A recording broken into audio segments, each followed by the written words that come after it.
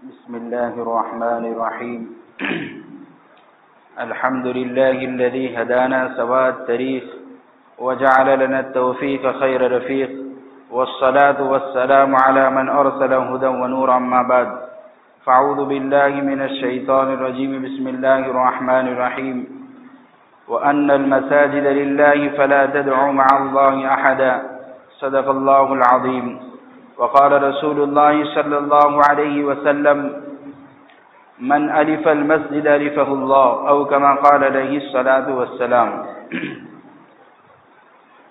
اللہ تعالیٰ نے ہم سب کو جان کی، مال کی، وقت کی صلاحیتیں نعمت کے طور پر بھی دی ہے، امانت کے طور پر بھی دی ہیں۔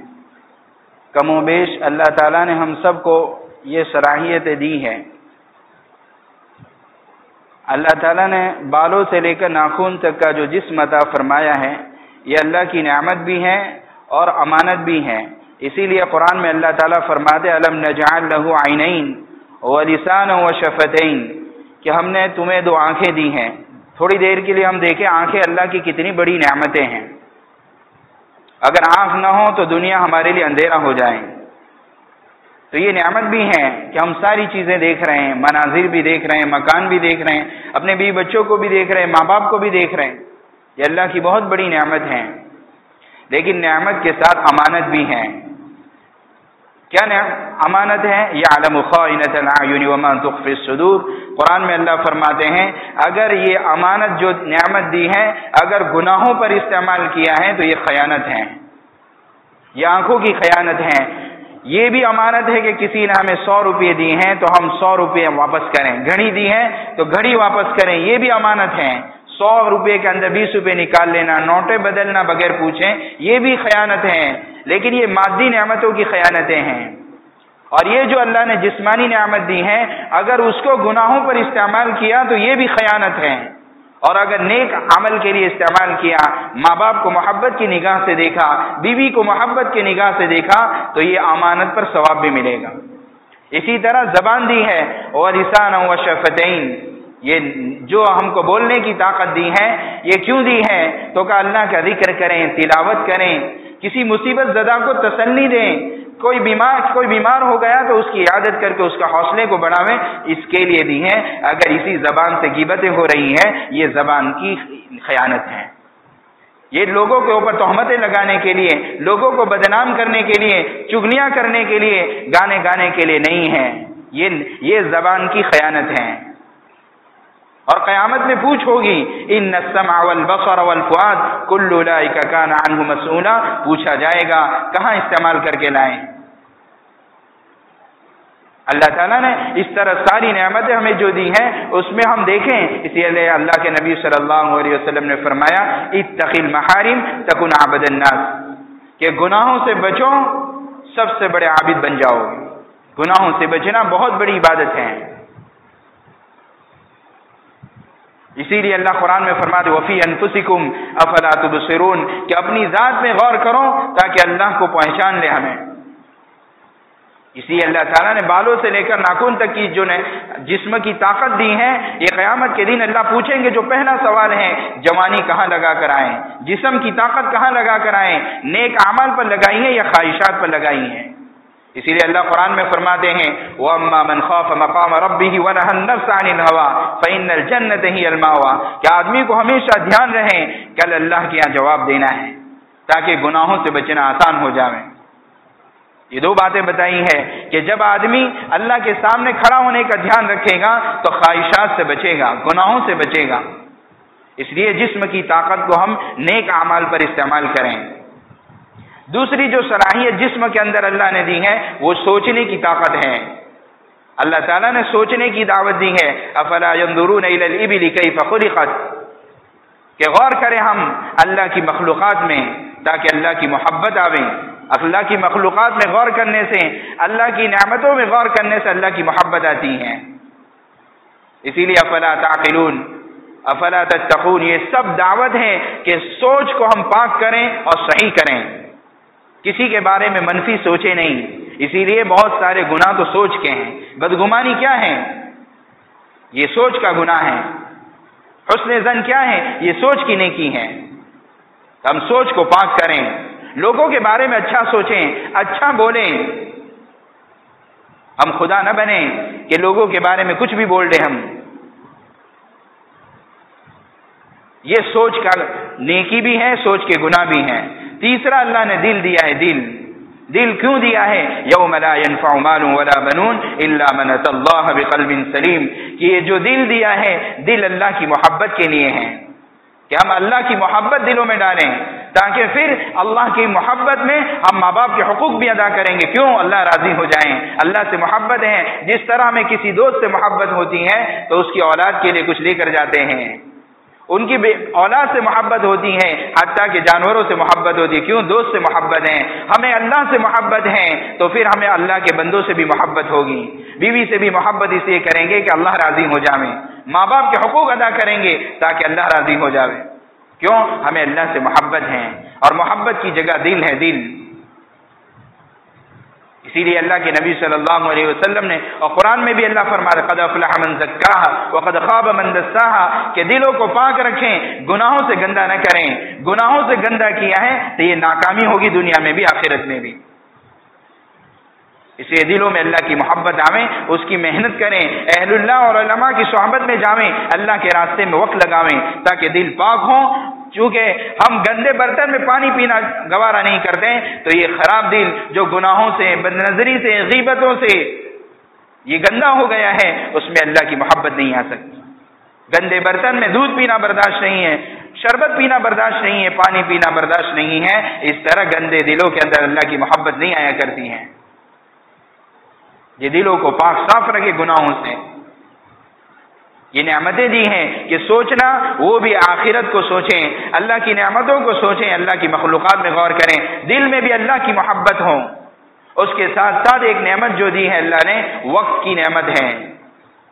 اسی لیے اللہ تعالیٰ نے قرآن میں بہت ساری قسمیں کھا کر ہمیں وقت کی اہمیت بتائی ہے. والفجر، یہ کیا ہے؟ وقت کی قسم ہے. والعصر، زمانے کی قسم. کئی قسمیں کھا کر ہمیں وقت کی اہمیت کی طرف متوجہ کیا ہے. وقت اللہ کی بہت بڑی نعمت ہے. ہمارے مفتی شفیع صاحب رحمۃ اللہ علیہ بہت سی مرتبہ وضاحت کے ساتھ بھی یہ روایت بہت بیان کرتے تھے. نعمتان مغبون فیہما کثیر من الناس الصحۃ والفراغ. یہ حضرت مفتی شفیع صاحب رحمۃ اللہ علیہ بہت سمجھایا کرتے تھے روایت کہ اللہ نے جو دو نعمتیں دی ہیں اکثر لوگ اس سے دھوکے میں ہیں. ایک تو صحت دی ہے، تندرستی. اور آپ دیکھیں یہ تو اس وقت پتہ چلتا ہے جب تندرستی کی نعمت چلی جاتی ہے. بہت ساروں کو سنا کہ پہلے تو سنا تھا، اب پتہ چلا کہ صحت کی نعمت بہت بڑی نعمت، اب کچھ نہیں ہوتا ہے. کل ہی ہم ایک ساتھی سے ملنے کے لیے گئے، وہ یوں کہتے ہیں اب 50 سے اوپر ہو چکے ہیں، اب پتہ چلا کہ صحت کی نعمت بہت بڑی نعمت تھی، لیکن اس کی قدر ابھی ہونی چاہیے. دوسرا فرصت جو ہے، فرصت یہ وقت ہے، وقت کو صحیح استعمال کریں. ہمیں اور آپ دیکھیں میرا وقت کہاں لگ رہا ہے 24 گھنٹے میں. کہیں تنہائیوں کے گناہوں پر تو نہیں لگ رہا ہے، موبائلوں پر گھنٹے گھنٹے نہیں لگ رہا ہے، کہیں موبائلوں پر اللہ ناراض تو نہیں ہو رہا ہے، کہیں 2-2 بجے تک موبائل پر تو وقت ضائع نہیں ہو رہا ہے جس کی وجہ سے فجر قضا ہو رہی ہیں.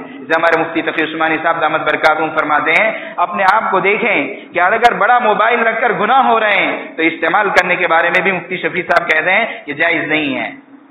کہ آدمی سوچیں اگر یہی موبائل صبح نماز قضا کروا رہے ہیں، یہی موبائل تنہائیوں کے گناہوں پر ڈال رہا ہے، تنہائیوں کے گناہ لوگوں کے دلوں میں نفرتیں ڈال دیتی ہیں.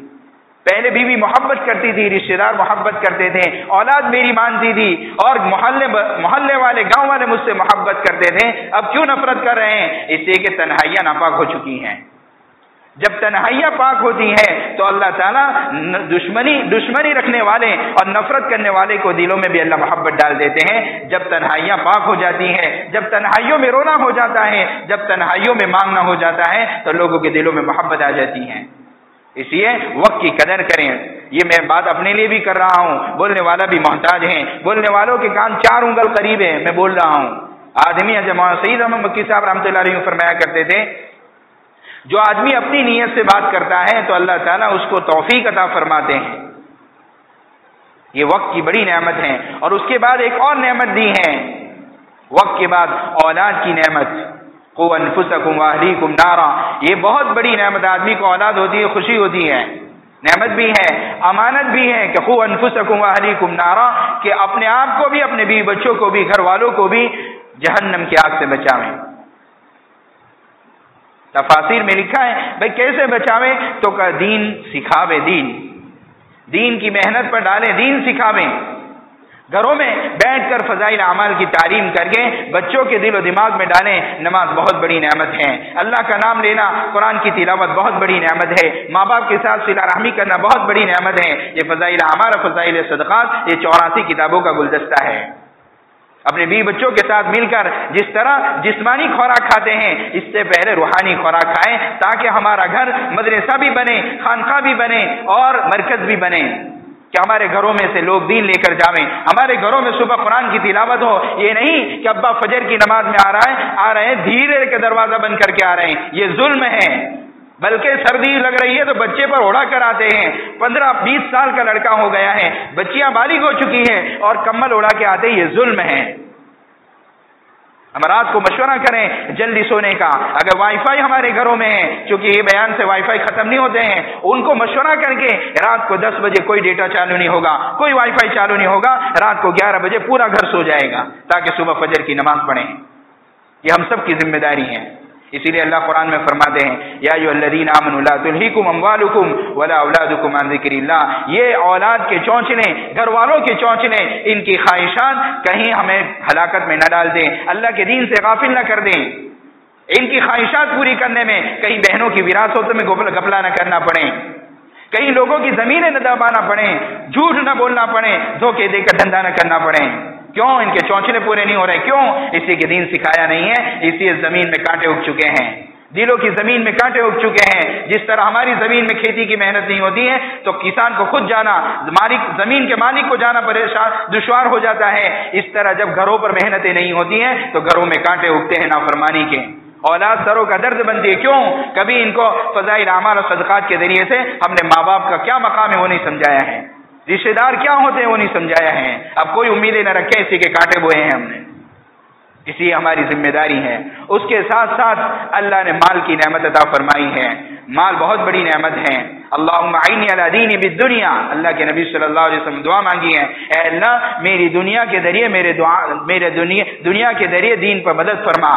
دنیا معاون بنتی ہے دین پر عمل کرنے کے لیے، اس لیے اللہ تعالیٰ نے قرآن میں فرمایا انما اموالکم واولادکم فتنہ، کہ آزمائش میں نہ ڈال دے۔ اس لیے قیامت کے دن جو 5 سوال ہونے والے ہیں، من این اکتسبہ، کہاں سے کمایا ہے؟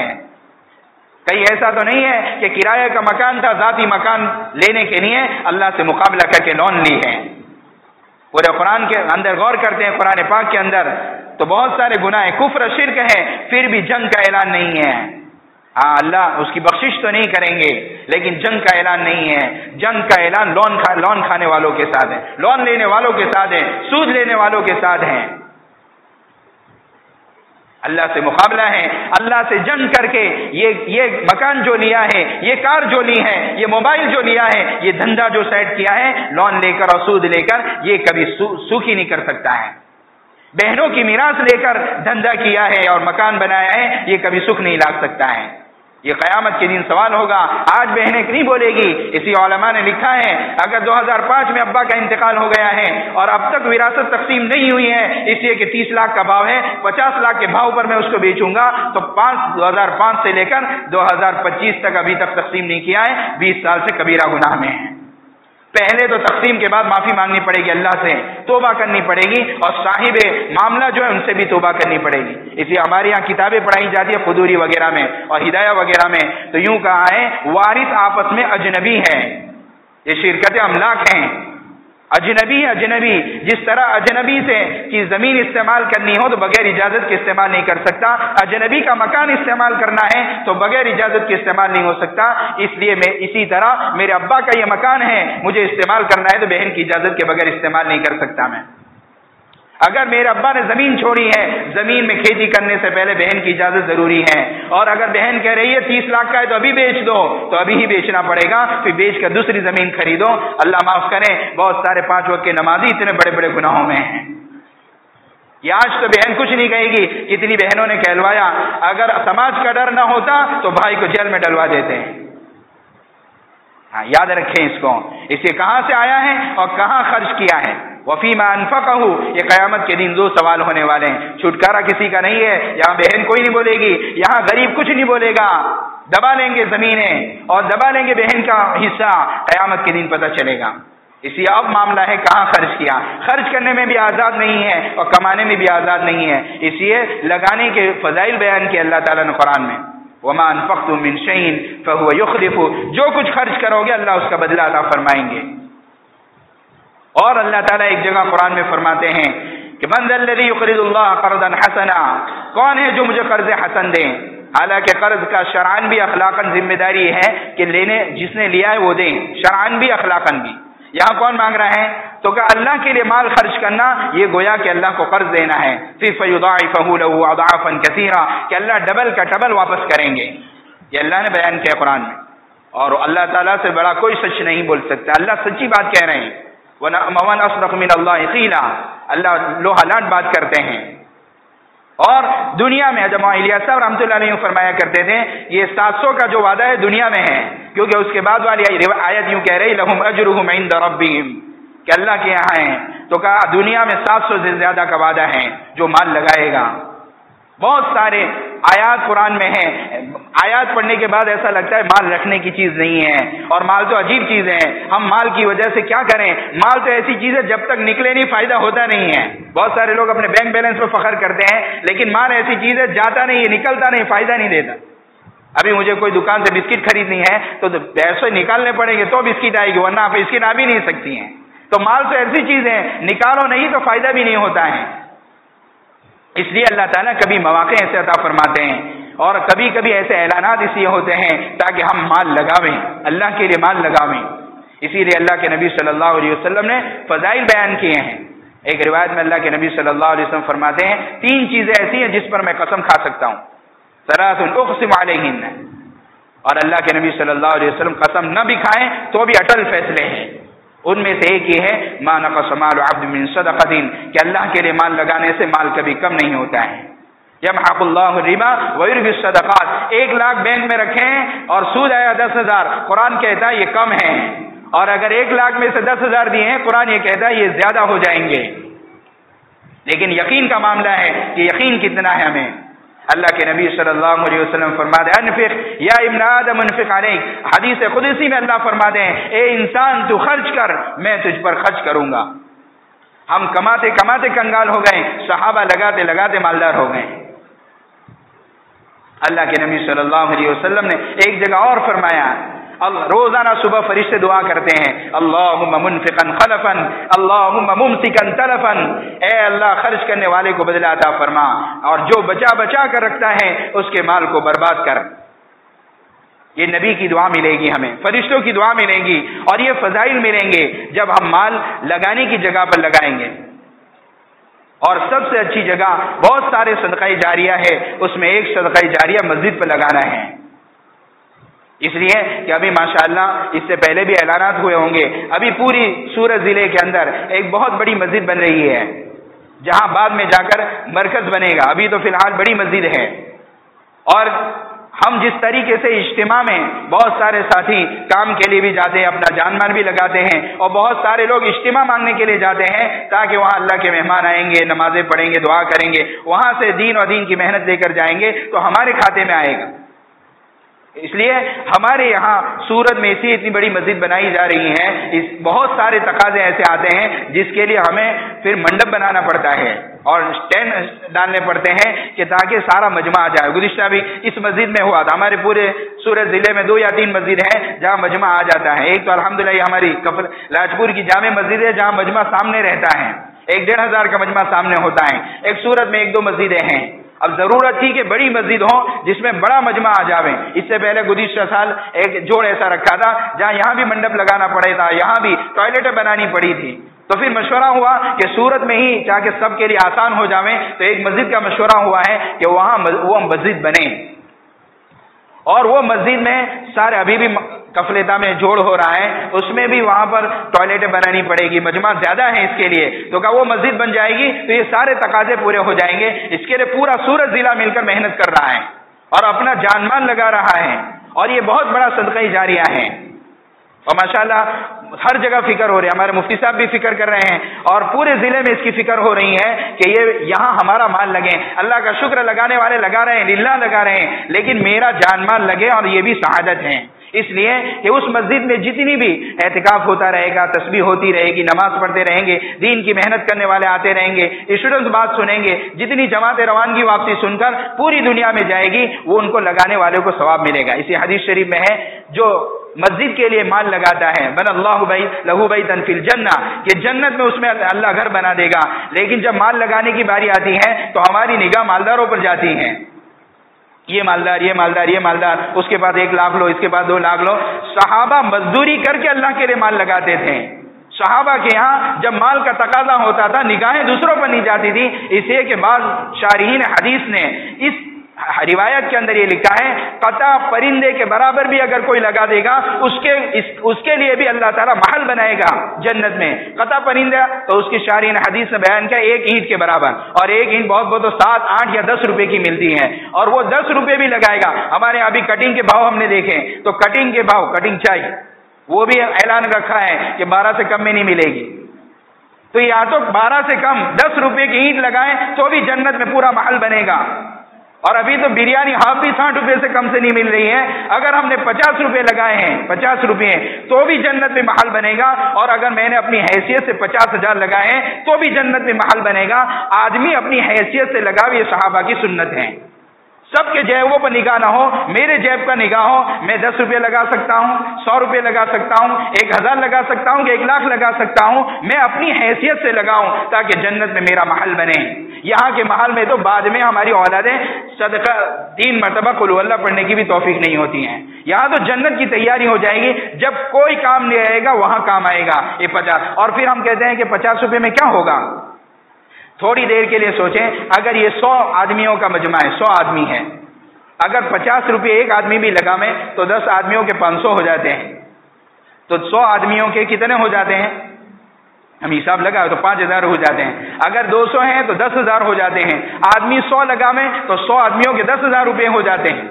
پھر اوپر جتنے بھی لگاویں تو اتنا ہمارے جیب سے جائے گا 100، ہمارے جیب سے جائیں گے 50، ہمارے جیب سے جائیں گے 500 روپے. اس لیے کہ دعا نماز کے بعد ہمارے ساتھی باہر کھڑے ہوں گے اور ہماری مسجد کے ساتھی کھڑے ہوں گے.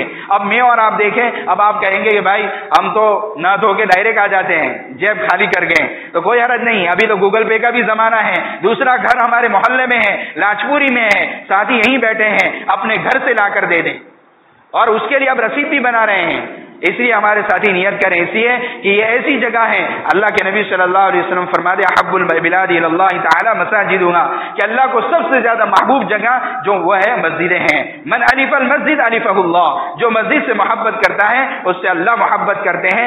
اللہ کی محبوب جگہ پر ہمارے پیسے لگیں گے، اللہ بھی ہم سے محبت کریں گے. مسلم شریف کی روایت ہے، ایک عورت کا انتقال ہو گیا بڑھیا کا، صحابہ نے ان کو دفن کر دیا راتوں رات، اس لیے کہ اس وقت لائٹ وغیرہ نہیں تھے تو منافقین کہیں تکلیف نہ پہنچا دیں. تو صبح پوچھا کہ عورت بڑھیا کا ہے جو مسجد صاف کیا کرتی تھی، تو کہا اس ہوتا انتقال ہو گیا اور ہم نے اس کو دفن کر دیا. تو اللہ کے نبی صلی اللہ علیہ وسلم فرمایا انی رأیتها فی الجنہ لمن کانت تلقض القضاء من المسجد، کہ میں نے اس کو جنت میں دیکھا ہے اس لیے کہ وہ مسجد کو صاف کیا کرتی تھی. جب صاف کرنے والی جنت میں جائے گی تو مسجد پر لگانے والا کیا جنت میں نہیں جائے گا؟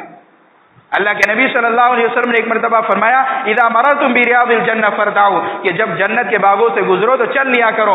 صحابہ نے پوچھا وما ریاض الجنہ، جنت کے باغ کیا ہے؟ تو اللہ کے نبی صلی اللہ علیہ وسلم نے فرمایا المساجد، کہ مسجد اللہ کے باغ ہیں. ہم اس پر ہم لگائیں گے تو اللہ ہمارا جنت کے باغ ہمارے لیے ہرے بھرے کریں گے. اس لیے ہمارے ساتھیوں سے گزارش ہے کہ نماز کے بعد ہمارے ساتھی باہر کھڑے ہوں گے. ہم اپنی حیثیت کے مطابق مجھے معلوم ہے میری حیثیت کیا ہے. جب تقاضا تھا ابو بکر نے سارا لگایا رضی اللہ عنہ، حضرت عمر رضی اللہ تعالیٰ اپنا آدھا لگایا، حضرت عثمان غنی رضی اللہ تعالیٰ نے اپنا تہائی لگایا. میں اور آپ اپنی حیثیت دیکھیں، یہ صحابہ کی سنت ہے. میں میری حیثیت کے مطابق لگاؤں، 50 دیے تو 50 لگاؤں، 100 دیے 100 لگاؤں، اور جتنا میری حیثیت میں. اگر نہیں لایا ہوں تو گوگل پے کر دیں، اگر وہ نہیں ہے تو گھر سے لا کر دے دیں، لیکن یہ پورا مجمع نیت کرے کہ میں اپنی حیثیت کے مطابق لگا کر ہی جاؤں. اللہ تعالی ہم سب کو عمل کی توفیق عطا فرمائے.